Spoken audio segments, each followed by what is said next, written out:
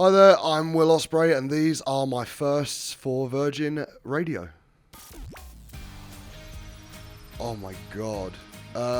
So I can't remember what the show was, but I remember seeing it was the Texas Tornado versus Mr. Perfect. That was the first thing I ever saw where I was like, oh, this is the first time I remember seeing wrestling. Mate, I don't know. It was my dad showed me a VHS tape, and I was just because I saw a clip of people doing stuff, but I didn't understand what it was, and it that was the finish of the show. So my dad was like, if you want to understand this, I'm taking you all the way back. And he went to a boot sale, got a VHS tape, and then put it in. It was the first match I saw. I was like, okay, this is kind of cool. And now finding out the guy had only one leg, it was great. I don't want to admit this. Blue. Yeah, mate. Where I was genuinely oh. So, first one I ever met, I think, was Yushin Thunder Liger, which was kind of cool, but the first one I was real starstruck at was AJ. That was when I oh my god, this is my hero. I've only gone to a few, I don't really go. So I went in Japan, it was a band called 1 O'Clock. I've got a good relationship with the lead singer now, it's real cool. I got to go in there. So yeah, 1 O'Clock in Japan. One with myself on it. I'm not even joking, eh? I had artwork. My mum got a painting when I was a kid, painting Power Rangers all over the room. But the first poster, it was literally myself. Yeah, man, I am the star. I am the motivation. The IWGP World Heavyweight Championship, it's actually tattooed on my arm. It's April the 4th, 2021. That was the first proper World Championship I ever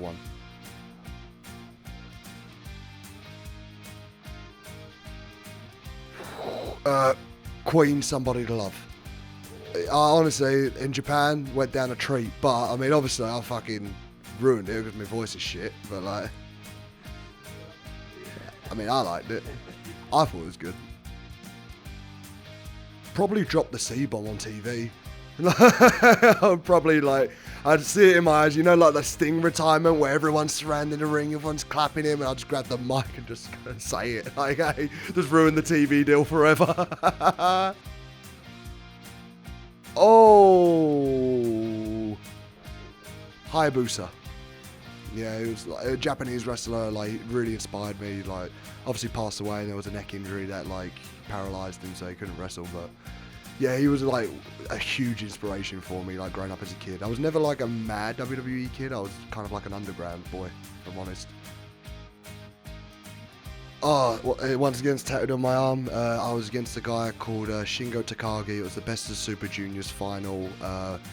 It was an incredible night for me because after I won that, I was going through so much emotional trauma, and then this guy who I admired for so long, guy that I watched in Dragon Gate, gave me one of the best matches I've ever seen, and then I told everybody in Japanese that I was moving to Japan to stay there, and it was almost like they accepted me as an adopted son.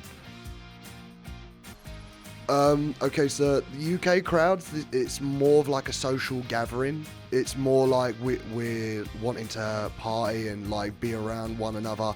I think American fans, it's kind of more the appreciation of wrestling, but the enthusiasm of